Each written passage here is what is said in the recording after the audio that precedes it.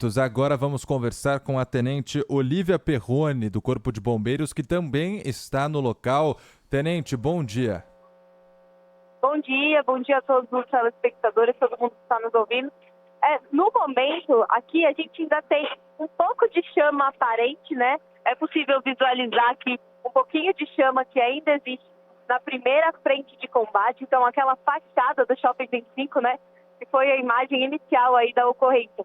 Já está com 90% assim, sem chama, porém tem alguns locais que a gente está buscando acesso ainda, que a gente verifica que tem um foco de incêndio.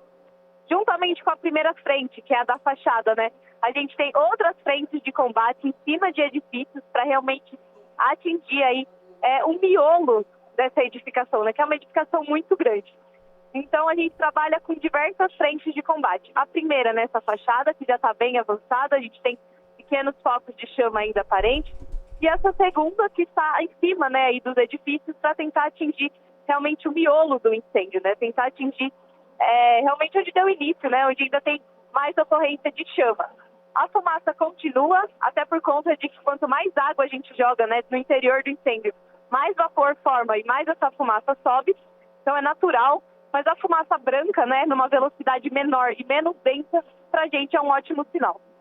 A senhora... Pois não, A senhora mais cedo trouxe aqui na Rádio Bandeirantes a informação de que seria um incêndio muito difícil de controlar, que duraria o dia todo, provavelmente a madrugada. Agora, pelo que eu entendi do que a senhora trouxe, a situação já está bem mais controlada. A previsão, porém, continua a mesma? Continua, porque, na verdade, né, o que é mais demorado do incêndio não é extinguir as chamas, é fazer o rescaldo, que a gente chama. Então, mesmo quando todas as chamas elas já foram extintas, no local a gente continua com muito material, uma temperatura muito quente e que é facilmente provável de ocorrer uma reignição. Então, extinguir o incêndio, na verdade, é a sua fase mais rápida. O rescaldo, que ele se estende pela tarde, pela madrugada, às vezes dura até dias. Porque nós, do Corpo de Bombeiros, a gente vai revirar esse material queimado, né? Revirar tudo isso que foi destruído e atingido pela chama para resfriar e evitar que tenha uma reignição, ou seja, que esse incêndio se inicie. E é comum, é natural de acontecer, mas a gente tenta evitar o máximo possível. Então a previsão continua a mesma.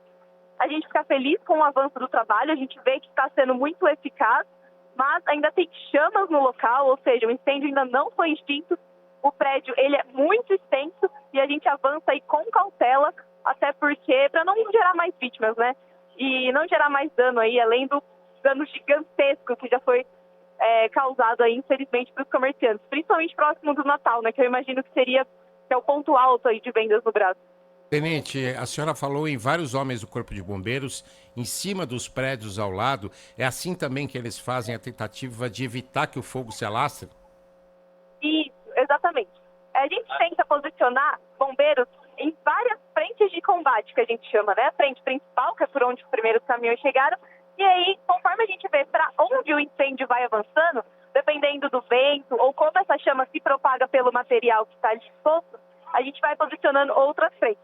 E essas frentes, elas são mutáveis, né? Então, extinguir o incêndio de uma frente, a gente reposiciona esses bombeiros em outro local. No momento, como eu disse, a gente tem essa frente 1, que é aqui na fachada do edifício, e a gente tem uma segunda frente, que é logo acima desses edifícios laterais.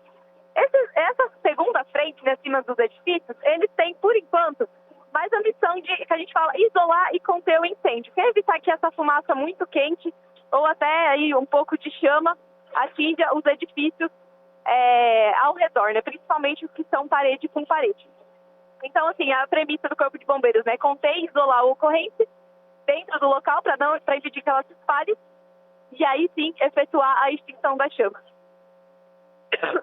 Tenente, a região ao lado é uma região, os prédios ao lado, os prédios vizinhos colados, são prédios comerciais, há prédios residenciais ou não?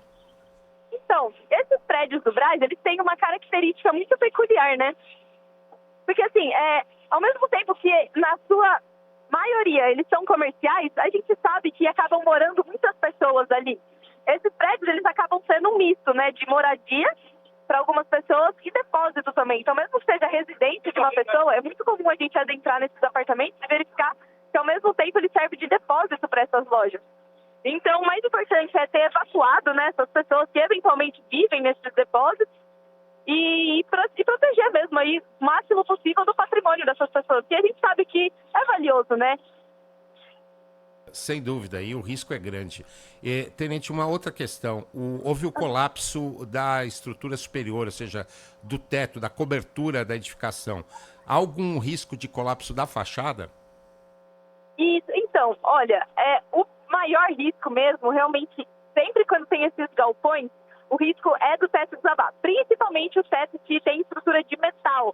Eles colapsam assim de uma hora para outra, né, por conta da temperatura e ruem de uma vez, que foi o que aconteceu aqui no Brás.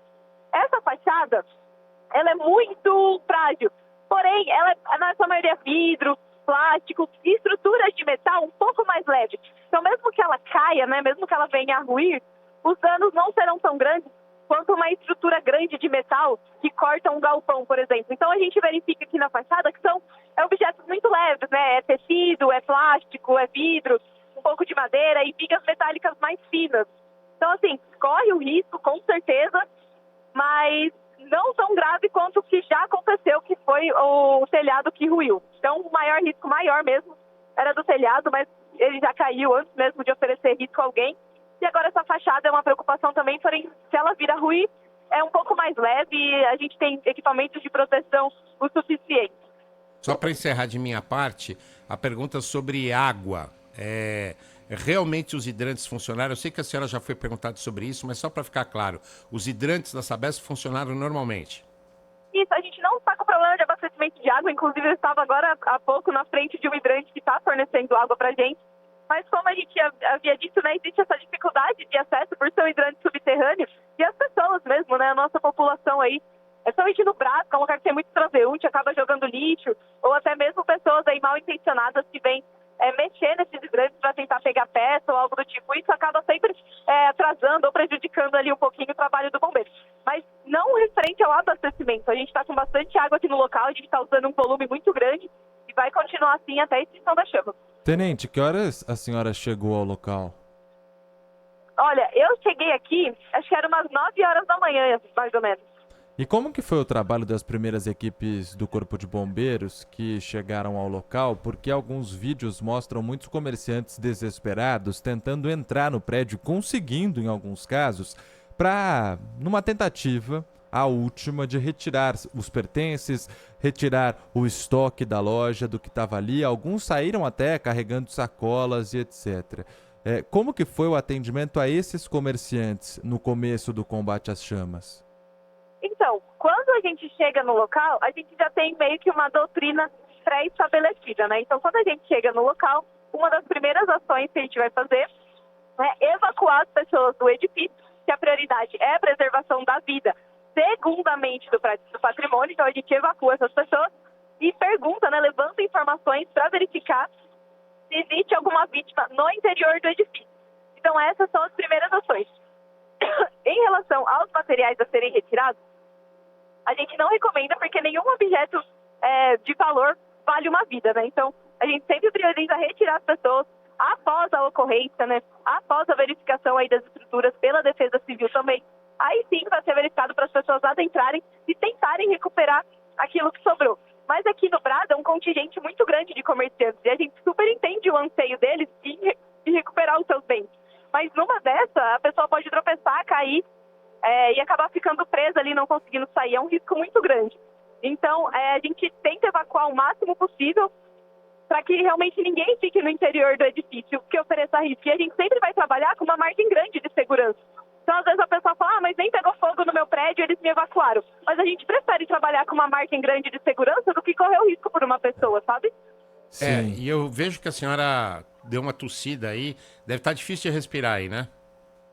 Não, pior que a fumaça melhorou bastante. É que a gente vai falando, vai dando entrevista, vai secando a garganta. Mas aqui na área externa, nessa fachada principal, a fumaça diminuiu bastante. E a tendência da fumaça ela é subir, né? Ir pra cima. Então, pra gente que está aqui no térreo, que está aqui no chão, fica um pouco mais tranquilo, né? Agora, como essa fumaça ela sobe, ela é mais leve, né? Ela tende a subir. Aí, para os andares mais acima é um pouquinho mais difícil. Mas aqui no chão, inclusive dica, né, de incêndio, sempre que você estiver passando por uma fumaça de incêndio, né, tente passar por baixo, né, que a tendência da fumaça é subir, e na parte de baixo, ali mais rente ao solo, às vezes gatinhando, a gente consegue respirar melhor.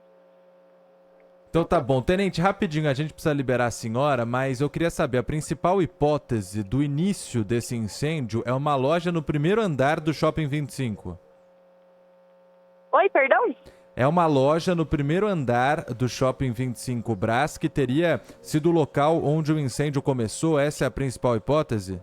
Então, a gente não pode afirmar ainda com certeza. Talvez essa informação tenha chegado através de alguns dos solicitantes, né? Alguém que estava aqui no momento Sim. do início do incêndio, mas não é uma informação que a gente realmente consiga confirmar agora para você. Realmente só depois, investigando, né?